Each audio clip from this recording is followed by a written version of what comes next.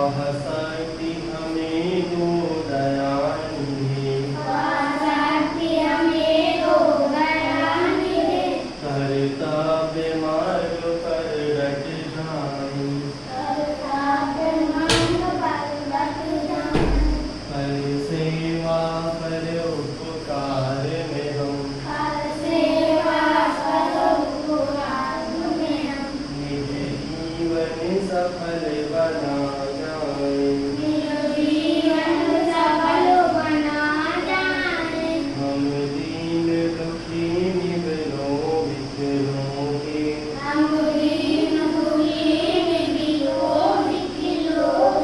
सेवक वन संताप हरे, जो है अटके भूले भटके,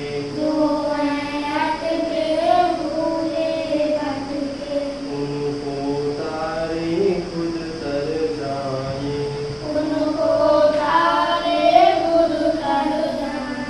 छल रम हृदय से पाखंड झूठ,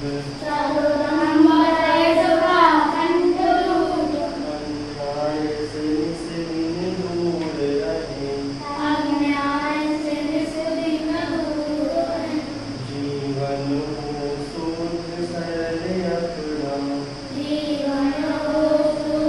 सरल अपना, निज प्रेम सुखारस बरसाए।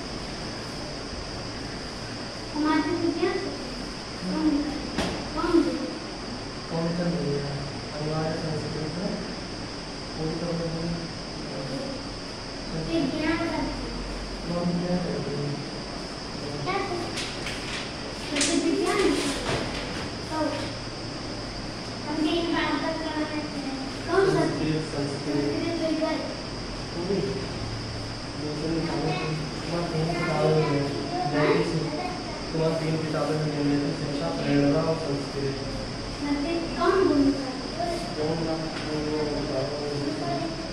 शुरू से बाकी है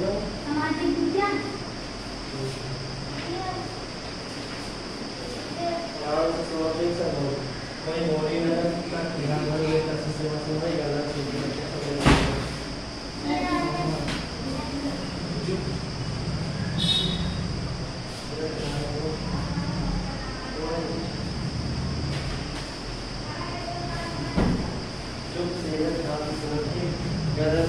कोई टेढ़ा लिखा है।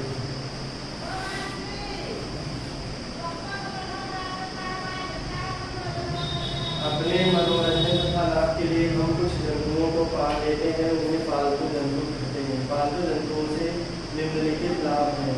पहला है अंडे तथा मांस। बतख, मुर्गी आदि से हमें अंडे मिलते हैं। अंडा एक पौष्टिक भोजन है। कुछ जंतुओं जैसे भेड़, बकरी, मुर्गी आदि का मांस खाया जाता है। कुछ लोग जल में रहने वाले जंतुओं को झींगा, मछली, पकड़, केकड़े आदि भी खाते हैं। दूध तथा दूध से बनने वाले पदार्थ। गाय, भैंस, बकरी आदि जंतुओं से हमें दूध मिलता है। दूध से ही हम दही, मक्खन, पनीर और आइसक्रीम तथा अनेक प्रकार की मिठाइयाँ बनाते हैं। दूध संपूर्ण आहार है या सभी आयु के लोगों के लिए लाभदायक है। ऊंट, बैल, गधा, बोझा ढोने वाले जंतु।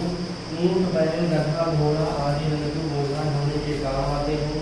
बैल खेतों में हल चलाने के काम आते हैं। कुछ जंतु सवारी के काम भी आते हैं। कुछ जंतु गाड़ी खींचने के काम भी आते हैं। ऊंट, घोड़ा, बैल आदि गाड़ी खींचते हैं। सुरक्षा एवं मनोरंजन। जंतुओं को हम अपनी सुरक्षा तथा मनोरंजन के लिए पाल लेते हैं। कुत्ता हमारे घर की रखवाली करता है, बिल्ली चूहों को भगाती है, तोता हमारी तरह बोलकर हमारा मनोरंजन करता है। मनुष्य ने सबसे पहले कुत्ता पाला। कुत्ता मनुष्य का सबसे वफादार जंतु है। रेशम, ऊन, शहद और मोम। रेशम के कीड़ों के पोए खोल के हमें रेशम मिलता है। भेड़ के बालों से हमें ऊन मिलती है। ऊनी वस्त्र सर्दियों में पहने जाते हैं। मधुमक्खियों के छत्तों से हमें शहद और मोम मिलता है। अगला है जंगली जंतु तथा उनके आवास। वनों अथवा जंगल में रहने वाले जंतुओं को वन्य या जंगली जंतु कहते हैं। ये वनों में स्वतंत्र रूप से घूमते हैं। वन्य जंतु अपना भोजन स्वयं ढूंढते हैं। अधिकतर वन्य जंतु अपनी देखभाल स्वयं करते हैं। हाथी जैसे कुछ जंतु झुंड बनाकर एक परिवार की भांति रहते हैं। कीट, मछली, मेढक, मगरमच्छ, सांप, पक्षी, बतख, हिरण, शेर, हाथी, गैंडा, जिराफ आदि वन्य जंतु हैं। कुछ जंगली जंतु आकार में बड़े तो कुछ बहुत छोटे होते हैं और कुछ जहरीले होते हैं। कुछ वन्य जंतुओं को चिड़ियाघर या सर्कस में भी देखा जा सकता है। जंगली जंतुओं का भोजन शाकाहारी। जो जंतु केवल पौधों की पत्तियां, फल, दाना आदि खाते हैं उन्हें शाकाहारी जंतु कहते हैं। इनके दांत पौधों को काटने और चबाने वाले होते हैं। दूसरा है मांसाहारी। मांसाहारी जो जंतु केवल दूसरे जंतुओं का मांस खाते हैं उन्हें मांसाहारी जंतु कहते हैं। जंतुओं को मारने के लिए नुकीले दांत अथवा या चोंच होते हैं। तीसरा है अपमार्जन। कुछ जंतु ऐसे मरे हुए जंतुओं का मांस खाते हैं, इन्हें अपमार्जक जंतु कहते हैं। जैसे गिद्ध, लोमड़ी, भेड़िया, ये सब क्या है? मरे हुए जंतुओं का मांस खाते हैं। अगला है सर्वाहारी। कुछ जंतु मांस तथा पौधे दोनों ही खा लेते हैं, जैसे कौवा, चूहा और भालू। ये क्या है? मांस तथा पौधे दोनों ही खा लेते हैं। अगला है वन्य जंतुओं के घर। वनों में रहने वाले जंतुओं के घर। कुछ जंतु जैसे छछूंदर, चूहे और नेवले जमीन में बिल खोदकर रहते हैं। पक्षी वृक्षों की शाखाओं पर और तलों के छेदों में अपने घोंसले बनाते हैं। शेष वन्य जंतु कभी अपना घर नहीं बनाते। कुछ जंतु जल में रहते हैं। कुछ जंतु जल और भूमि दोनों पर रह सकते हैं, जैसे मेढक और कछुआ। कुछ जंतु जैसे बंदर और गोरिल्ला वनों में घूमते रहते हैं। ये वृक्षों पर विश्राम करते हाथी, हिरण, जेबरा आदि घने वृक्षों के नीचे रहते हैं। कुछ जंतु दूसरे जंतुओं द्वारा खोजे गए बिलों में रहते हैं, जैसे खरगोश और सांप। कुछ जंतु गुफा आदि में रहते हैं, जैसे शेर, बाघ, भालू आदि। ये पूरे बाघ से रिलेटेड कुछ मुख्य जंतु हैं। जो जानवर जंगलों में रहते हैं उन्हें जंगली जंतु कहते हैं। इसके बाद में कुछ जंतु फल व पत्तियां खाते हैं, जैसे हिरण, आदि। कुछ जंगली जंतु मांस खाते हैं, जैसे शेर, मगरमच्छ आदि। कुछ जंतु मांस और पौधे दोनों खाते हैं, जैसे कौवा, भालू आदि। कुछ जंतु जमीन में बिल बनाकर रहते हैं, जैसे नेवला, चूहा। कुछ जंगली जंतु गुफाओं में तथा कुछ वृक्षों पर रहते हैं। कुछ जंतु जल और भूमि दोनों पर रह सकते हैं, जैसे मेढक, कछुआ इत्यादि। अगला है पौधों के प्रकार। हम प्रतिदिन अपने चारों ओर अनेक प्रकार के पौधों को देखते हैं। सभी पौधे सजीव होते हैं। आकृति तथा आकार में पौधे परस्पर भिन्न होते हैं। आकार, जीवनकाल तथा उगने के स्थान के आधार पर पौधों को निम्नलिखित वर्गों में बांट सकते हैं। शाक है, जैसे बहुत छोटे और मौसमी पौधे शाक कहलाते हैं। शाक पौधों का तना पतला तथा कोमल होता है। ये पौधे अधिक ऊंचे नहीं होते। मौसमी सब्जी तथा फूलों के पौधे शाक होते हैं। केला एक ऊंचा पौधा है, लेकिन यह एक शाक नहीं है, लेकिन यह एक शाक है। गेहूँ, घास, बैंगन आदि शाक होते हैं। अमरवेल एक परजीवी पौधा है, इसमें जड़ व पत्तियां नहीं होती। अगला है झाड़ियाँ। आकार में छोटी तथा घनी पौधों को झाड़ी कहते हैं। झाड़ी में मुख्य तरा नहीं होता, इसमें भूमि की सतह से ऊपर अनेक शाखाएं निकली होती हैं। ये बहुत पास तथा घने रूप में होती हैं, इसी कारण ये पौधे झाड़ीदार दिखाई देते हैं। इन पौधों की ऊंचाई भी अधिक नहीं होती। ये पौधे कुछ ही वर्षों तक जीवित रहते हैं। जैसे गुलाब है, भिंडी है, चमेली है, गुलाब है आदि क्या है, झाड़ियाँ है, ये सब क्या है, झाड़ियाँ। उसके बाद में बहुत बड़े तथा ऊंचे पौधों को पेड़ या वृक्ष कहते हैं। वृक्षों का मुख्य तना ठोस, मोटा, काष्ठीय तथा मजबूत होता है। वृक्षों की जड़ें जमीन में बहुत गहराई तक चली जाती हैं। वृक्षों का जीवन काल बहुत अधिक होता है। ये कौन स्टाइल है,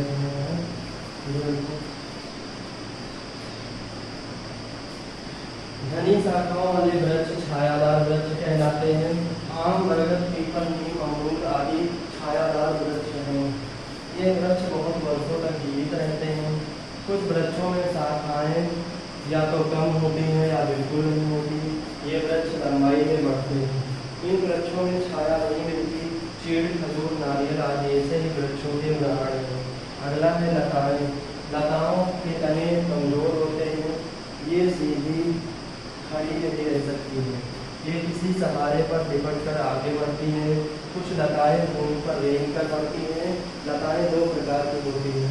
पहला है रेंगने वाली लताएं। कुछ लताएं रेंग कर आगे बढ़ती हैं, इन्हें रेंगने वाली लताएं कहते हैं। जैसे खरबूजा, तरबूज, कद्दू आदि ऐसी लताएं हैं जो रेंग कर बढ़ती हैं। उसके बाद में आरोही लताएं। कुछ लताएं किसी सहारे से लिपटकर ऊपर बढ़ती हैं। यह सहारा कोई दूसरा पौधा, दीवार, तार या फिर रस्सी आदि हो सकता है। इन लताओं से छोटी सी रचनाएं लताओं सहारे पर मजबूती से लिपटकर पौधे के ऊपर बढ़ती हैं। अंगूर, मटर, मनी प्लांट आदि इसी प्रकार की लताएं हैं। अगला है जलीय पौधे। जल में उगने वाले पौधे जलीय पौधे कहलाते हैं। इनकी पत्तियां खोखली होती हैं, जिनमें वायु भरी होती है। इसी कारण ये जल में तैर सकते हैं। कमल तथा कुंदनी ऐसे ही पौधे हैं। कुछ पौधे जल में तैरते हैं, कुछ स्थिर रहते हैं तथा कुछ जल निमग्न होते हैं। उसके बाद में पौधों का जीवन काल। सभी पौधों का जीवन काल बराबर नहीं होता। विभिन्न पौधों की आयु भिन्न भिन्न होती है। कुछ पौधों की आयु बहुत अधिक होती है, वे बहुत वर्षों तक जीवित रहते हैं। जैसे बरगद, नीम, पीपल। बरगद और पीपल 100 से भी अधिक वर्षों तक जीवित रहते हैं। इन्हें बहुवर्षीय पौधे कहते हैं। इसके बाद में झाड़ियों का जीवन काल पेड़ों जितना अधिक नहीं होता। कुछ पौधों की आयु बहुत कम होती है।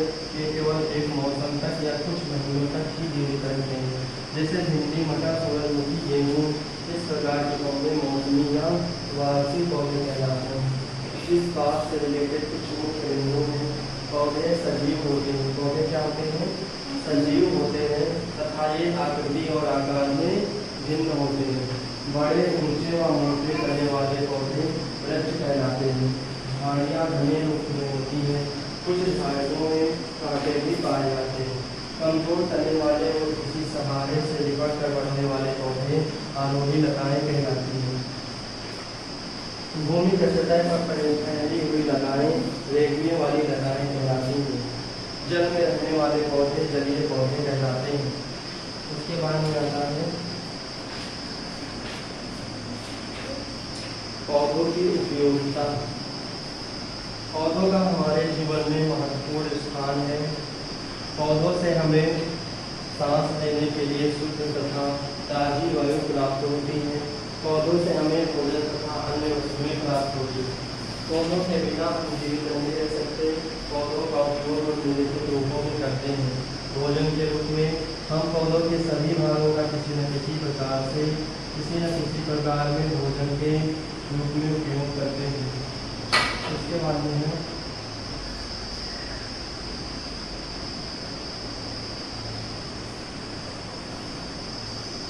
अनाज देने वाले कुछ मुख्य पौधे। पौधों से हम विभिन्न प्रकार के अनाज प्राप्त करते हैं। गेहूँ, बाजरा, जौ, चावल, मक्का आदि कुछ मुख्य अनाज हैं। उसके बाद में साग सब्जी वाले पौधे। पौधों की विभिन्न भाग जैसे जड़ें, पत्तियाँ, तने तथा फल सब्जियों के रूप में खाए जाते हैं। जैसे आलू, गन्ना आदि के तने खाए जाते हैं। बैंगन, टमाटर, भिंडी आदि के फल खाए जाते हैं। पालक, पत्ता गोभी आदि के पत्ते खाए जाते हैं। मूली, गाजर आदि के जड़ें खाई जाती हैं। चीनी आदि देने वाले पौधे, चुकंदर, गन्ना आदि के रस से चीनी बनाई जाती है। फल देने वाले पौधे, पौधों से अनेक रसदार और गूदेदार फल प्राप्त होते हैं, जैसे केला, पपीता, सेब, आम आदि। फल खाना हमारे स्वास्थ्य के लिए लाभदायक है। दाल वाले पौधे, चना, मटर, अरहर, मूंग, मसूर आदि के पौधों से हमें भिन्न भिन्न प्रकार की दालें प्राप्त होती हैं। सूखे फल मेवे वाले पौधे, नारियल, खजूर, बादाम आदि के वृक्षों से हमें सूखे फल प्राप्त होते हैं। कॉफी, चाय और कोको देने वाले पौधे, कुछ पौधों के विभिन्न भागों से हम कॉफी, चाय, कोको आदि पेय पदार्थ बनाए जाते हैं। चाय की पत्तियों से हम चाय तैयार करते हैं। कोको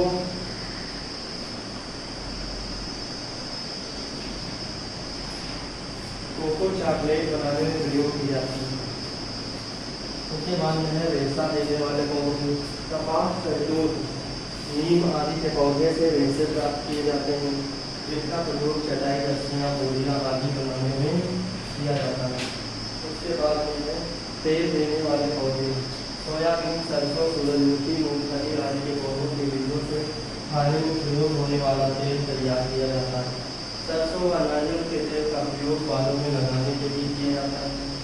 लकड़ी, फर्नीचर तथा ईंधन देने वाले पौधे, नीम, आम, शहतूत आदि के वृक्षों से जो इमारती लकड़ी प्राप्त होती है, उसका प्रयोग हम फर्नीचर बनाने व ईंधन के रूप में करते हैं। सजावट तथा इत्र बनाने के लिए फूल देने वाले पौधे, पौधों से प्राप्त फूलों से हम घर इत्यादि की सजावट करते हैं, इनका प्रयोग इत्र बनाने में भी किया जाता है।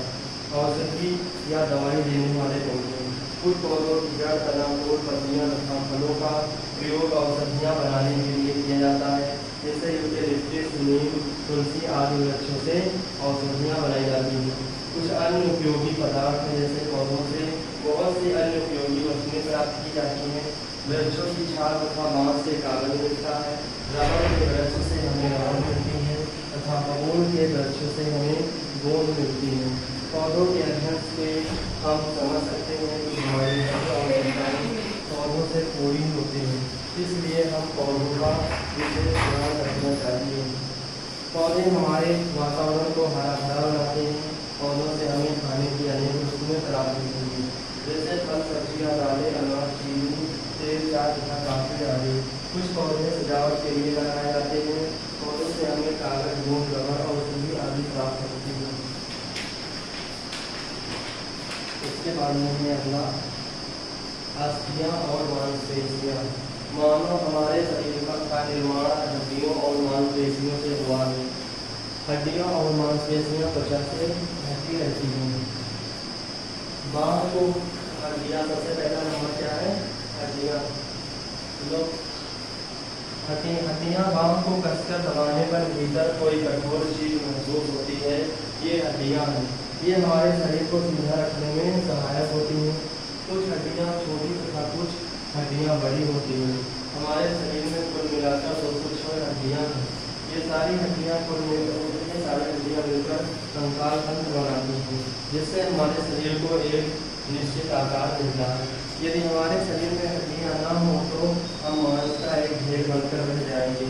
हड्डियों के कार्य, ये शरीर को आकार प्रदान करती हैं। ये शरीर के अंगों को गति कराने में सहायक होती हैं।